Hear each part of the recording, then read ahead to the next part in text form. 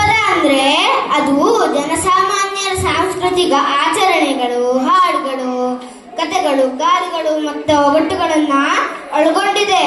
ಈ ಜನಪದ ಅನ್ನೋದು ತುಂಬಾ ಹಳೆಯ ಕಾಲದಿಂದ ಬಂದಿರೋದು. ಆಗ ಹಳ್ಳಿ ಜನರು ತಮ್ಮ ದಿನಚರಿ, ಹಬ್ಬ ಹರಿದಿನ, ತಮ್ಮ ನಂಬಿಕೆ, ನೋವು, ನಲಿವು ಹೀಗೆ ಎಲ್ಲವನ್ನ ಈ ಜನಪದದ ಮೂಲಕ ಹೇಳ್ಕೊಳಿಸಿದ್ರು. ಇವತ್ತಿಗೂ ನಮ್ಮ ಹಳ್ಳಿ ಕಡೆ ಹೋದ್ರೆ ಕುಟ್ಟುವಾಗೊಂದು ಹಾಡು, ಬೀಸುವಾಗೊಂದು ಹಾಡು, ಸುಗ್ಗಿಗೊಂದು ಹಾಡು, ಮಗು ಮಲಗಿಸೋ ಕ್ಲಾಲಿ ಹಾಡು, ಹೀಗೆ ಎಲ್ಲದಕ್ಕೂ ಎಷ್ಟೊಂದು ಹಾಡುಗಳಿವೆ. ಇವೆಲ್ಲವೂ ಜನಪದಕ್ಕೆ ಸೇರಿದ್ದು.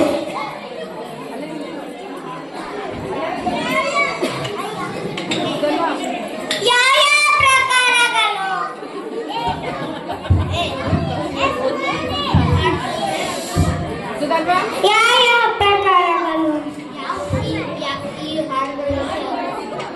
ಈ ಹಾಡುಗಳನ್ನ ಯಾರು ಬರ್ತಿದ್ದು? ಈ ಜನಪದ ಗೀತೆಗಳನ್ನ ಎಂಥವರೇ ಬರ್ತಿದ್ದು ಅಂತ ಹೇಳಕ್ಕಾಗಲ್ಲ. ಇವು ನೂರಾರು ವರ್ಷಗಳಿಂದ ಸಾವಿರಾರು ಜನಗಳ ಬಾಯಿಂದ ಬಾಯಿಗೆ ಹರಿದು ಬಂದ ನುಡಿಗಳು. ಇದಷ್ಟೇ ಅಲ್ಲ, ಜನಪದದಲ್ಲಿ ಬಹಳಷ್ಟು ಪ್ರಕಾರಗಳಿವೆ. ಯಾವ್ಯಾವ ಪ್ರಕಾರಗಳಿವೆ? ನಮ್ಮ ಕರ್ನಾಟಕದಲ್ಲಿ ಕಲೆ, ಸಾಹಿತ್ಯ, ನೃತ್ಯ ಮುಂತಾದ ವಿವಿಧ ಪ್ರಕಾರಗಳನ್ನ ಜನಪದ ಸಂಸ್ಕೃತಿಯಲ್ಲಿ ಕಾಣಬಹುದು. ಈ ನಮ್ಮ ಮೈಸೂರು ಪ್ರದೇಶದಲ್ಲಿ ಡೊಳ್ಳು ಕುಣಿತ, ಕಂಸಾಳೆ, ಸೋಮನ ಕುಣಿತ ಮತ್ತು ಸುಗ್ಗಿ ಕುಣಿತ ಎಂಬ ಜನಪದ ಕಲೆಗಳಿವೆ.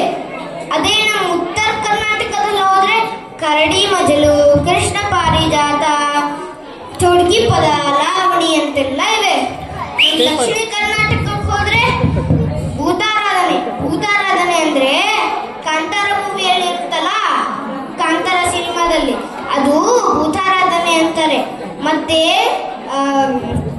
ಯಕ್ಷಗಾನ ಅಂದ್ರೆ ಅವತ್ತು ಗಣಪತಿ ಉತ್ಸವಕ್ಕೆ ಸಾಕ್ಷಿಯಕ್ಕ ಅನಿಸಕ್ಕ ಮಾಡಿದ್ರಲ್ಲ, ಅದೆರಡು ಜನಪದಕ್ಕೆ ಸೇರಿದ್ದು.